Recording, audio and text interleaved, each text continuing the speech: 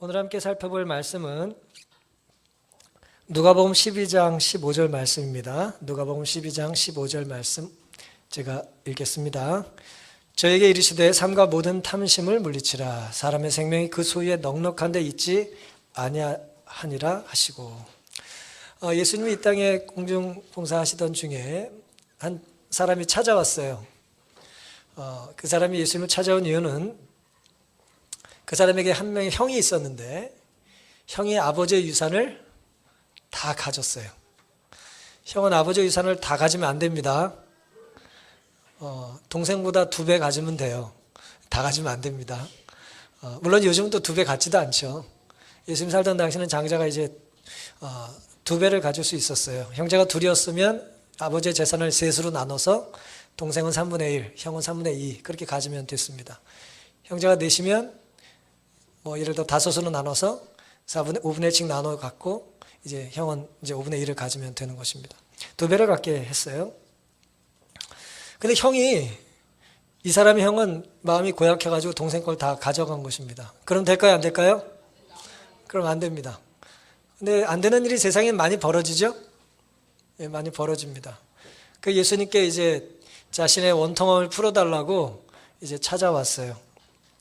형을 명해서 유업을 나와 좀 나누라고 이야기 좀 해주십시오. 그때 예수님께서 어떡하니 너, 내가 당장 이제 형을 야단쳐서 네 몫을 챙겨주겠다 하지 않으시고, 이 사람아 누가 나를 너희의 재판장이나 물건 나누는 자로 세웠느냐라고 이제 말씀을 하셨습니다. 그리고 하시는 말씀이 삼가 모든 탐심을 물리치라. 사람의 생명이 그 소유에 넉넉한 데 있는 것이 아니다라고 말씀하셨어요. 그리고 끝이 아니라 이제 그의 이해를 좀 넓혀주시기 위해서, 혹은 사람들의 마음에 오해가 생기지 않도록 예수님께서 흥미로운 비유를 하나 이야기해 주셨습니다. 비유의 내용이 이제 14절부터 시작되는데요. 14절, 15절을 제가 읽겠습니다. 이르시되 이 사람아 누가 나를 너희의 재판장이나 물건 나누는 자로 세웠느냐 하시고 저에게 이르시되 삼가 모든 탐심을 물리치라. 사람의 생명이 그 소유에 넉넉한 데 있지 아니하리나 하시고, 16절 또 비유로 저에게 일러 가라사대 한 부자가 그 밭에 소출이 어때요? 소출이 풍성함에 심중에 생각하여 가로되 내가 곡식 쌓아둘 곳이 없으니 어찌할꼬 라고 이제 고민하는 내용이 나옵니다. 또 가로되 이제 이렇게 하리라. 내 곡간을 헐고 더 크게 짓고 내 모든 곡식과 물건을 거기 쌓아두리라. 또 내가 내 영혼에게 이르되 영혼아 여럿을 물건을 많이 쌓아두었으니 평안히 쉬고 먹고 마시고 즐거워하자 하리라. 이런 이야기를 예수님께서 이제 비유로 들어주신 것입니다. 부자가 나오죠? 얼마나 부자예요? 얼마나 부자예요? 여러분이 거래하시는 은행에 감당을 못할 만큼 재산이 많아졌어요. 예. 부럽죠? 안 부러워요? 통지표를 가지고 애들이 왔는데 선생님이 성적을 줄 수 없을 만큼 애들이 공부를 잘해갖고 왔어요. 예. 그러니까 이런 일이 평소엔 잘 없습니다만은 이런 사람들이 왕왕 있죠. 귀하는 너무 똑똑해서 IQ를 잴 수가 없습니다. 얼마나 수입이 많은지요. 그 수입을 지금 셀 수가 없어요. 쌓아둘 곳이 없다는 얘기는 뭐예요? 셀 수가 없다는 얘기입니다. 오래전에 이제 미국의 믿음 좋은 부자 록펠러의 제가 책을 좀 읽었던 적이 있는데, 그 사람은 책을 그 당시에 읽어보니까 그 사람의 재산만 관리하는 회계사가 10명이었대나 그런 이야기를 책에 기록해 놓은 걸 제가 읽은 적이 있습니다.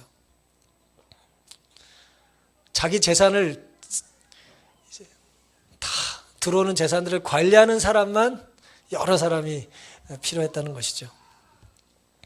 결국 이 사람이 어떻게 하기로 했냐면은 당시엔 화폐가 없었기 때문에 이 현물을 쌓아둘 수밖에 없으니까 곡간을 뭐 하는 수밖에 없어요? 부수고 새로 짓는 수밖에 없는 것입니다. 그렇게 되면 자기 영혼이 평온해질 거라고 생각을 했어요.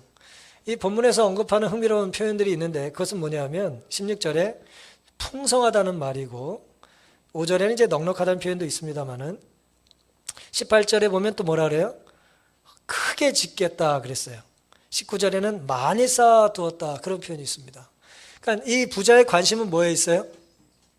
크고 많은 것, 그 다음에 넉넉한 것에 있어요. 근데 이 부자의 관심만 그런가요? 우린 그런 거 없어요? 우린 그런 관심 우리도 있잖아요. 그렇죠? 좋은 건 좀 많으면 좋겠고 넉넉하면 좋겠잖아요. 그렇죠? 예쁜 옷은 또 뭐예요? 꽉 끼지 않고 좀 내가 좀 넉넉하게 입을 만큼 날씬했으면 좋겠고 그렇잖아요. 우리가 이제 다 그런 것입니다. 차를 타도 저렇게 좀 내가 앉고 나서도 저 옆에 공간이 좀 넓어지기를 원하는 것이죠. 뭐 제가 장례식이나 무슨 행사가 있어 지방에 갈 때 이제 뭐 많이는 아니고 이제 고속 저를 제가 한 2번 탄 일이 있는데 기대를 하고 탔어요. 제가 사실은 하도 빨리 달리는 기차라 그래서 그랬더니 뭐 특급도 뭐 좋은 걸 찍지 않아서 그런지 버스보다도 못 하더라고요. 공간이 뭐 빨리만 달리면 뭐해 아주 좁게 빨리 달리더라고요. 근데 돈을 좀 더 주면 이제 넓게 빨리 달린답니다. 예, 넓은 공간에 또 갈 수도 있다고 하더라고요.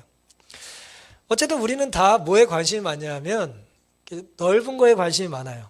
그렇죠? 넉넉한 거에 관심이 많습니다. 풍요로운 것이 좋은 것이죠. 뭐 식당에 가서 그릇에 밥을 먹어도 어때요? 뭐 대접이 또 커요. 내용물은 많지 않아도 넉넉한 걸 좋아하는 것입니다. 뭐 키가 큰 걸 좋아하고 풍채 당당한 걸 좋아합니다. 뭐 자동차 타이어도 넓어야 또 좋잖아요. 좋은 건 한도 끝도 없습니다. 근데 흥미롭게도 하나님께서 뭐라고 이제 말씀을 비유 중에 하셨냐? 20절에 하나님은 이르시되 어리석은 자여 그랬어요. 오늘 밤에 내 영혼을 도로 찾으리니 그러면 내 예비한 것이 네 것이 되겠느냐 그렇게 이제 말씀을 하신 것입니다. 자기를 위해 재물을 쌓아두고 하나님께 대하여 부여치 못한 자가 이와 같이 어리석은 자다. 이제 그렇게 말씀을 하셨습니다. 하나님은 이제 2가지 이야기를 하신 거예요. 하나는 이제 생명이고 하나는 이제 소유물입니다. 근데 소유물은 이 표현에 의하면 없어도 조금 혹은 부족해도 어쩌면 풍족하지 않아도 돼요, 안 돼요? 된다는 거예요. 대신 없으면 안 되는 게 뭐예요? 생명이라는 거예요. 물질이 무가치하다는 건 아니죠. 물질 없이 이 세상에서 우리가 할 수 있는 일이 많지 않아요. 사람과 이제 물질은 어떤 일을 이루는 데 있어서 꼭 필요한 것이죠.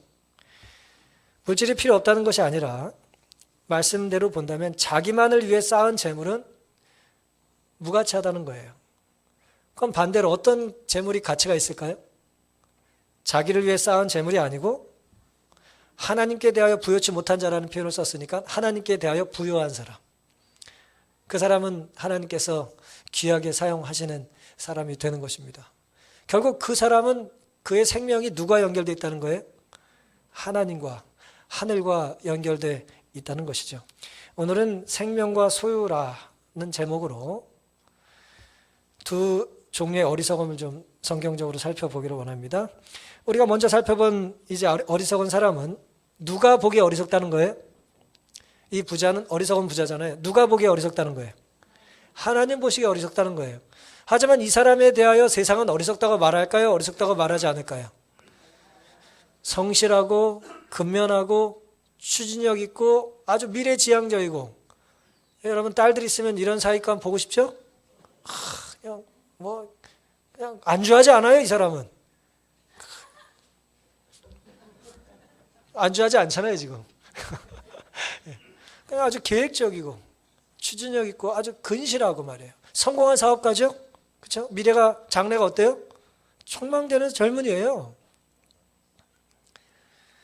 근데 하나님께서는 이제 어리석다고 말씀을 하신 것이죠. 이 사람은 자신의 삶을 즐길 만한 환경이나 자격이 있나요? 네, 자격이 되는 것입니다. 장래에 대한 걱정이 없음에도 불구하고 이 사람은 더 많은 이제 또 더 먼 계획을 내다본 것입니다.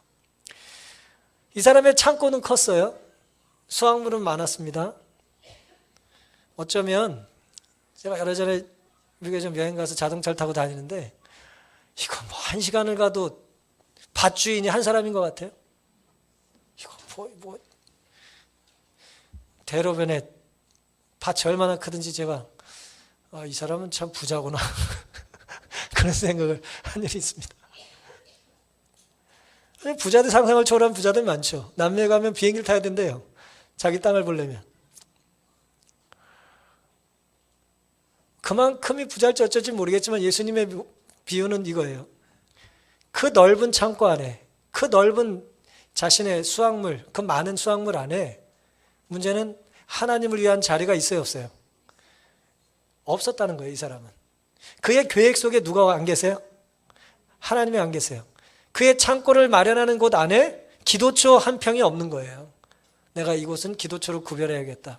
그런 하나님을 위한 계획, 하나님과의 교제를 위한 계획이 있어요, 없어요? 전혀 없다는 거예요. 사실 이 비유를 들려주신 이유는 뭐라고요? 형이 내 재산을 다 뺏어갔으니 나에게 좀 내 정당한 몫을 돌려달라고 하는 이야기를 듣고 예수님께서 해주신 말씀이잖아요. 그러면서 하셨던 말씀이 뭐예요? 삶과 모든 탐심을 물리치라고 그랬어요. 좀 아쉽게도 내 정당한 몫을 달라는 것도 탐심일 수 있다는 거죠. 물론 여러분의 몫을 바보처럼 다 잃어버리라는 말씀이 아니라 내가 정당하다고 하는 내 몫을 주장하는 상황 속에 내가 하나님을 상실하면, 내 권리 속에 하나님이 계시지 않다면 사실 그 모든 권리와 자격은 누가 주시는 거예요? 하나님이 주신 거잖아요. 그러니까 원래 주인이 누구인지를 잊어버린 상태에서 우리가 지금 하청업체인데 내가 주인인 양 자꾸 이제 내 몫만 주장을 하면 하나님이 얼마나 이제 외로우시겠냐 이거예요. 우리에게 모든 걸 다 주셨는데 우리가 그 받은 몫에서 하나님 것을 자꾸 구별하려고 하지 않는다는 그 탐심 때문에 하나님께서 괴로우시다는 거죠. 주님의 이런 대답은 당시 그 젊은이의 질문에 대하여, 그 동생의 질문에 대한 대답이지만 사실 예수님의 이 대답은 누구나 언제나 어디서나 물질이 뭐보다 귀해요? 뭐가 귀해요? 생명보다 귀하다는 가르침을 주는 것입니다. 언제나 생명이 뭐보다 귀해요? 언제나 생명이 물질보다 귀한 것입니다. 아무리 큰 창고에 물질로 가득 넘쳐도 그 자체만으로 생명을 연장시킬 수 있나요? 절대 물질이 생명 1분 1초 연장시킬 수 없습니다. 절대 그럴 수 없어요. 다시 말씀드리면 물질을 돈을 주고 살 수 있는 것이 물질이에요. 그렇죠? 아무리 비싸다 할지라도 그것이 비싼 이유는 비싸면 살 수 있기 때문이에요. 하지만 생명은 그렇게 거래될 수 있는 것이 아닙니다.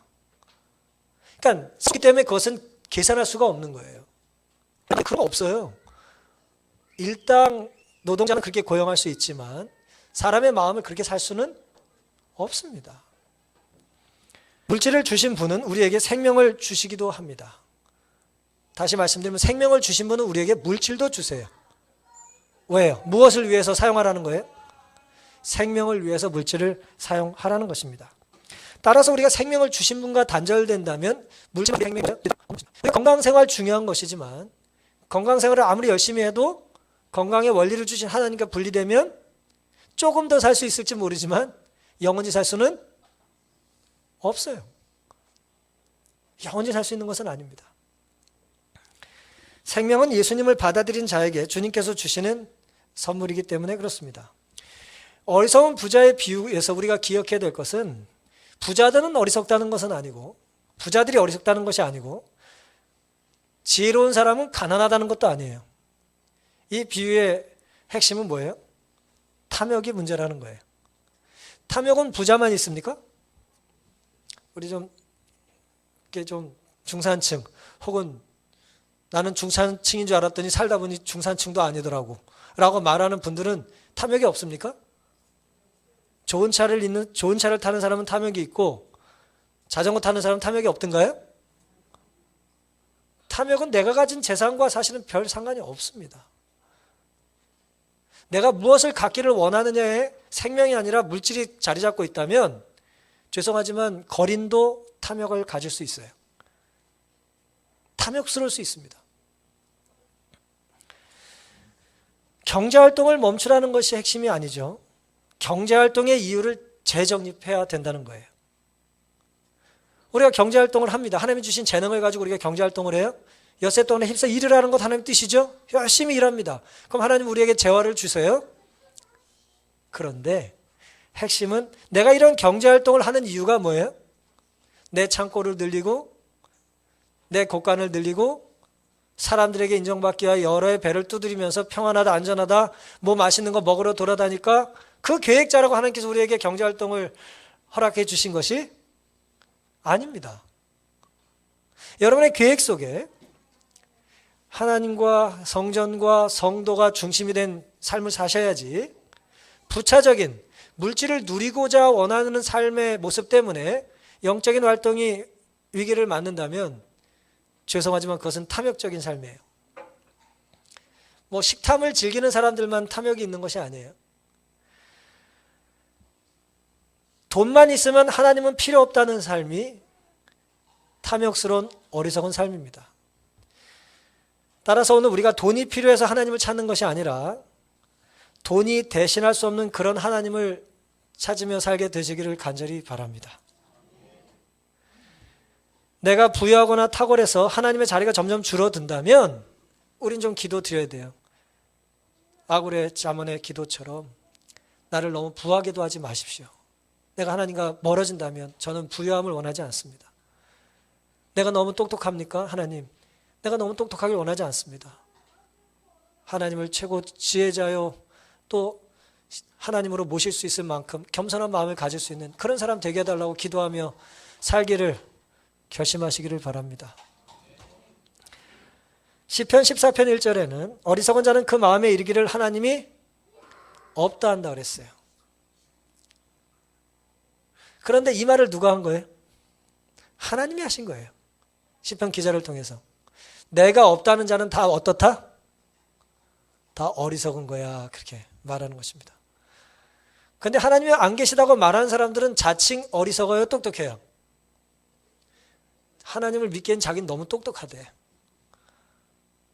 그런데 보세요. 누가 무슨 말을 할 때는 조심하셔야 돼요.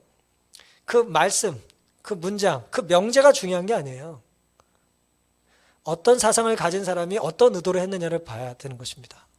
하나님이 계시지 않다라고 말하면 그 말을 누가 했는지를 봐야죠. 그 사람이 하나님이 계시지 않다고 그래서 하나님이 사라집니까? 니체가 뭐 신이 돌아가셨다 그러면 신이 돌아가신 겁니까? 아니죠. 그가 생각하는 혹은 그가 믿는 그런 신이 없는 것뿐이에요. 그런데 그런 사람에 대해서 하나님 뭐라고 말씀하셨다고요? 어리석은 자야 라고 말씀하고 계신 것입니다. 로마서 1장 20절에는 스스로 지혜 있다나 우둔한 자가 있다 그랬어요. 우둔하게 되는 사람이 있다 그랬어요. 그러니까 결국 어떤 바보가 있냐? 첫째, 하나님이 보시기에 어떤 사람이 있어요? 어리석은 사람이 있어요. 그 사람은 탐욕에 이끌려 다니며 하나님을 부정하는 거예요. 하나님과 우리 사이에 뭘 집어넣어요?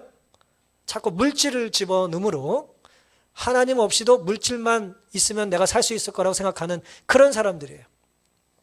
사랑하는 성도 여러분, 하나님의 시선은 지금도 변함이 있을까요? 없을까요? 변함이 없습니다. 하나님이 없이 다른 어떤 것으로 만족하는 삶은 어리석은 삶이라는 것을 믿으시기를 바랍니다. 우리가 어리석은 삶을 살지 말아야 돼요. 이 길이 옳은지 불확실하다면 여러분, 돈을 버시든 일이든 신앙생활 하시는 일이든 뭐 어떤 친교 활동을 하시는 일이든 간에 내가 어떤 일에 고민이 생길 때 일이 옳은지 그른지를 판단하는 한 가지 기준을 알려드릴게요. 그게 뭐냐?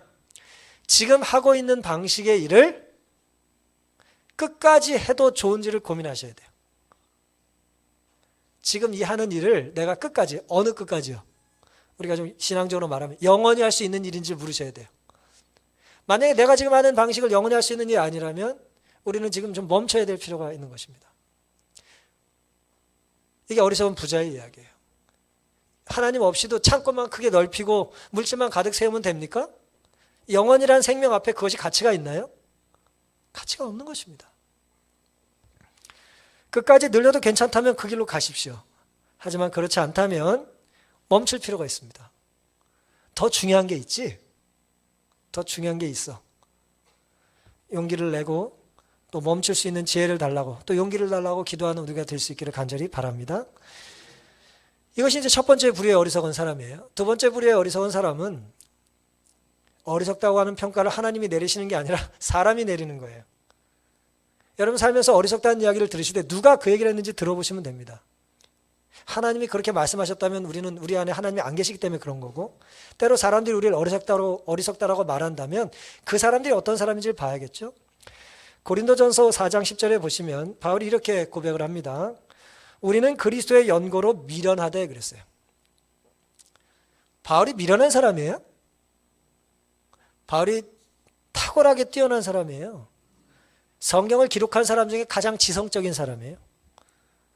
성경에 나타난 여러 인물 중에 구약의 솔로몬을 빼야겠습니다만 어쨌든 성경에 그만큼 지혜로운 사람 없다고 했으니까 신약의 성경을 기록한 지성인들 다 포함해도 가장 탁월한 사람 중에 하나가 바울입니다. 근데 바울이 뭐라고 말했다고요? 나는 그리스도의 연고로 미련한 삶을 산다고 이야기를 했어요. 너희는 그리스도 안에서 지혜롭지만 우리는 약하다. 너는 강하지만 너희는 강하고 너희는 존귀하되 우리는 비천하다. 13절. 비방을 당한 즉 권면하니 우리가 지금까지 세상의 더러운 것과 만물의 찌꺼기같이 되었다 그랬어요. 미련하고 더럽고 찌꺼기 같은 삶을 내가 지금 선택했다는 거예요. 누가? 바울이요. 이 얘기를 누구한테 하고 있어요 지금? 고린도 교회 이야기를 하고 있습니다. 자칭 그리스도인이라고 말하는 그 연약한 고린도 교회 성도들에게 바울이 복음을 전하고 그들에게 사랑하는 마음으로 다시 편지를 보내면서 바울 때문에 그리스도인이 된 사람들이 이제는 바울 말을 잘 안 들어요. 아유, 바울이 언제 때 바울이야. 지금 세상이 언젠데. 그 너무 똑똑한 사람이 많아져요, 자칭. 그래서 이제 바울의 사역에 대하여 뭐 하고 있는 거예요? 폄하하고 불신하고 경시하고 있는 거예요. 그래서 바울이 이야기하는 거예요. 나는 여전히 그리스도의 연고로 그냥 미련한 삶을 계속 살 거다. 세상이 바뀌었으니 신앙도 바뀌는 것은 아니라는 거예요. 상황이 바뀌었으니 내 하나님을 향한 열정도 식을 수 있는 것이 아니라는 것입니다. 성숙하지 못했던 고린도의 성도들은 스스로 우월감에 빠져서 바울을 어리석다고 말하는 거예요. 그래서 바울이 그 말이 맞다는 거예요. 니들 보기에 내가 어리석지? 맞아, 나 그리스도 때문에 미련한 삶을 살고 있는 거야. 고린도전서 1장 18절에는 바울이 또 이렇게 말합니다. 십자가의 도가 멸망하는 자들에게는 미련한 것이요 구원을 얻는 우리에게는 하나님의 능력이라 그랬어요. 사람들 혹은 미숙한 성도들이 보는 어리석음과 바보 같은 삶이 있습니까? 있어요. 사람들이 보는 어리석은 삶이 있는 것입니다. 그러니까 어리석은 사람들이 보기에 어리석은 삶이 있는 거예요. 바울의 이런 바보 같은 삶은 좋은 거예요, 나쁜 거예요? 좋은 것입니다. 우리도 이런 소리를 듣고 살 필요가 있어요. 당신은 왜 이렇게 맨날 교회 가고 왜 이렇게 돈 벌어가지고 무슨 이렇게 자기 위해서는 안 쓰고 이렇게 귀한 재주를 또 이렇게 다른 데 쓰지 않고 이렇게 알아주지도 않는 사람들 앞에서 이렇게 하고 말이야. 그러냐고 말이야. 그런 이야기를 혹시 들어보신 분이 계실지 모르겠어요. 우리는 사람이 날 알아주기 때문에 봉사를 하거나 예배를 드리는 것이 아니죠. 예배의 대상은 누굽니까? 이 예배를 받으시는 대상은 하나님이죠. 그래서 우리는 하나님께 예배드리는 경배자로서 이 땅에서 사는 거예요. 그리고 이 6일간의 삶을 일터에서도 예배드리듯 사는 분들이 계신 거죠. 바보처럼. 사람들은 그래서 어리석다고 말할 수 있다는 거죠. 하지만 그것은 진짜 어리석은 삶은 아닌 것입니다. 그리스도 때문에 미련하게 사는 삶에는 구원이 있습니다. 하지만 자칭 지혜로운 삶에는 생명이 없습니다. 왜냐하면 소위만 찾는 삶의 끝은 멸망이지만 생명을 찾는 삶의 끝에는 구원이 있기 때문에 그런 것입니다. 내가 누구인지 알기 위한 몇 가지 방법이 있어요. 그 중에 하나는 뭐냐면 내가 어떤 일을 하며 누구 앞에 바보처럼 사느냐라고 하는 거예요. 내가 누구 앞에 즐겨 바보가 되는 것은 내가 그 사람을 뭐하고 있는 거예요? 사랑하고 심지어 숭배하고 있는 거예요. 섬기고 있는 것입니다. 근데 우리는 사랑하는 대상을 섬기잖아요. 그렇죠? 우상을 숭배하는 것은 우리가 물질을 내가 좋아하기 때문인 것이고 어렵지 않아요. 이해에 어려움이 없습니다. 우리가 아이가 이 안에 지금 이제 울고불고 난리를 부렸다고 생각해 보세요. 그럼 우리 이 아이를 달래기 위해서 뭐 합니까? 좀 큰 애들은 야단치지만 말 안 통하는 애는 어떻게 해요? 애를 달래요. 달래려고 어때요?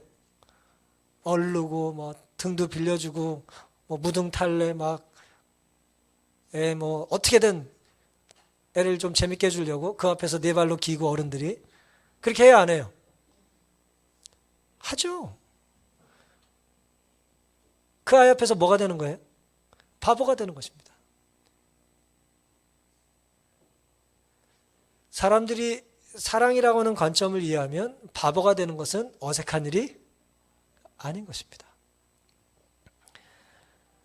가장 소중한 것을 우리는 가장 소중한 사람을 위해서 구별할 필요가 있어요. 제가 좋아하는 시 중에 서정주 시인의 시론이라는 시가 있어요. 아시는 분도 계시겠습니다마는 서정주의 시론이라는 시예요. 바닷속에는 전복 따는 제주 해녀도 제일 좋은 건 님 오시는 날 따다 주려고 물속 바위에 붙은 그대로 남겨둔단다. 시의 전복도 제일 좋은 건 거기 두어라. 다 캐어나고 허전하여 헤매리요. 바다에 두고 바다 바래요 시인인 것을. 참 아름다운 시 아니에요? 제주도의 해녀들이 말이에요. 사랑하는 사람이 생기면 님을 주겠다고 물속을 잠수하고 다니다가 멋진 전복을 하나 발견하면 뭐 한다는 거예요? 택각 뜯어가지고 자기가 먹지 않고 내가 피부 예뻐져가지고 자랑해야지가 아니라 남들 보지 않게 잘 간직해 두었다가 이제 님이 올 때까지 기다린다 뭐 그런 것이죠. 물론 뭐 서정주 씨의 의미는 시인이 이렇게 좀 좋은 거 막 계속 그냥 있는 바닥까지 다 끄집어내가지고 시를 짓지 말라 뭐 그런 의미일 거예요. 창조력이 고갈되지 않도록 이제 에너지를 좀 절제하고 언어를 좀 순화시키고 뭐 하라는 얘기겠습니다만은 시험을 제가 한번 내보겠습니다. 학생들처럼. 해녀에게 소중한 것은 무엇입니까? 1번 전복, 2번 님. 해녀에게 소중한 건 뭡니까?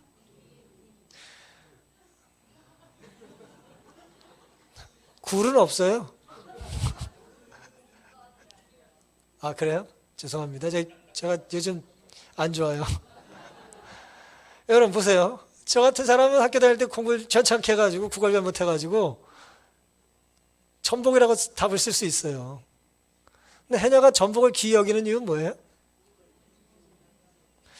님 때문에 전복도 귀한 거예요. 만약에 님이 없으면 이 전복 뭐예요? 따다 그냥 팔면 돼요. 누구한테 팔까요? 돈 많이 준다는 사람한테 팔면 되지 뭐. 뭐 자기가 물질을 왜 해? 지금 돈 벌려고 하는 건데. 돈 많이 준다는 사람한테 전복 따다가 팔면 될 거 아니에요? 10,000원이고 10만 원이고 뭐 10만 원 더 없습니까? 뭐. 그런데 님이 생기니까 이 제품은 무슨 제품이 돼버려요? 비매품이야, 비매품. 이건 돈 주고 누가 산다 그래도 안 팔어. 왜 그래요? 이건 내 마음이니까. 내가 아끼는 거잖아요. 제가 언젠가 이 시를 읽고 나서 제가 가끔 이 시를 생각해요. 바닷속에서 전복 따는 제주 해녀도 제일 좋은 건 님 오시는 날 따다 주려고 바다 물속에 바위에 붙은 그대로 남겨둔단다. 뭐 해녀만 이러겠어요? 땅꾼들도 다니다가 뭐 산삼 발견하고 그러면은 님한테 주려고 신받다도 안 하고 뭐 넘어가고 그러겠죠.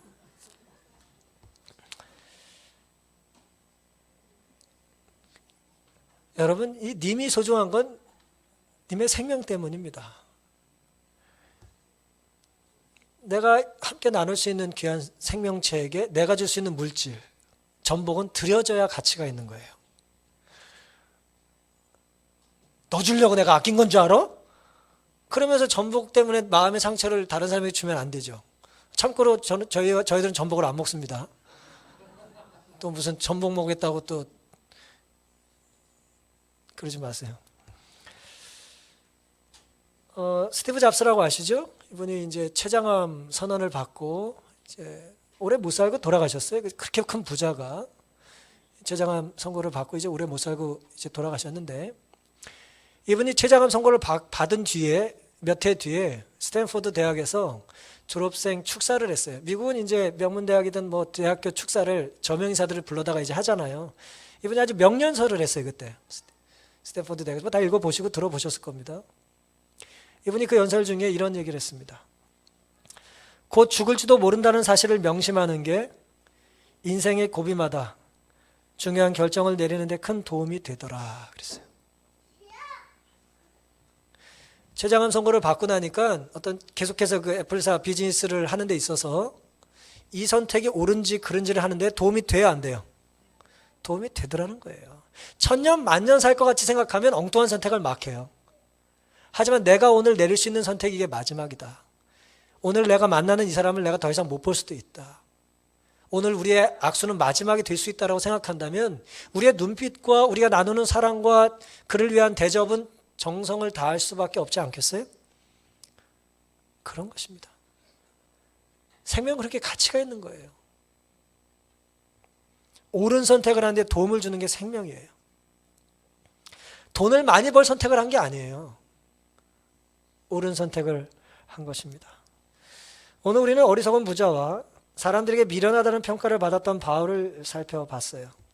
소유 중심의 삶은 결국 어리석다는 평가를 받게 될 수밖에 없게 될 것입니다. 이제라도 우리가 생명 중심으로 하나님 주신 선물을 귀하게 여기며 살게 되기를 간절히 바랍니다. 근데 성경을 살펴보면 역사상 가장 어리석은 삶을 사셨던 한 분이 나오죠? 누굽니까? 바울보다도 더 어리석은 삶을 살았던 분, 애굽의 왕이 되기를 거절했던 모세보다도 더 큰 희생을 하셨던 분, 누굽니까? 예수님이에요. 우린 그 예수님의 희생과 바보 같은 선택이 너무 고맙기 때문에, 그네에 감사하기 때문에 부족하나마 바보처럼 살려고 흉내내는 사람들이에요. 근데 바보가 너무 똑똑한 바보들이 많아가지고 지금 이 바보가 되려고 교회 왔다가 똑똑한 사람이 너무 많아가지고 지금 우리가 이제 실족할 때가 또 있는지 모르겠어요. 마태복음 26장 67절과 68절에는 이런 말씀이 있습니다. 이에 예수의 얼굴에 침 뱉으며 주먹으로 치고 혹은 손바닥으로 때리며 가로되 그리스도야 우리에게 선지자 노릇을 하라. 너를 친 자가 누구냐 하더라. 예수님이 희롱당하시던 상황이에요. 침뱉음을 당하시고 머리 가시면류관을 때리고, 그리고 뭐예요? 딱 때리고 뒤로 돌아서서 뭐라 그래요? 누가 때렸게? 뭐 이렇게. 예수님께서 그런 지금 취급을 받고 계신 거예요. 누구 때문에 이런 바보와 어리석은 자의 대접을 받으셨습니까? 우리가 받아야 될 대접을 예수님이 받으신 거예요. 근데 우리는 신앙생활 하면서, 때로 전도하면서, 그리스도의 삶을 살면서 사람들이 하는 말에 너무 좌우로 자주 흔들리는 것입니다. 그런 망신을 당하고 싶지 않습니다. 내가 뭐 그러려고 사는 게 아닙니다. 맞아요. 우리가 그러면 무엇을 위해서 부름을 받았고 어떻게 살라고 주님께서 우리를 택해 주셨는지를 생각해 봐야 하는 것입니다. 히브리서 12장 2절에 믿음의 주여 또 온전케 하시는 이인 예수를 바라보자. 저는 그 앞에 있는 즐거움을 위하여 십자가를 참으사 부끄러움을 개의치 아니하시더니 하나님 보좌 우편에 앉으셨다 그랬습니다. 예수님은 우리를 위해서 바보 같은 삶을 개의치 않으셨다는 거예요.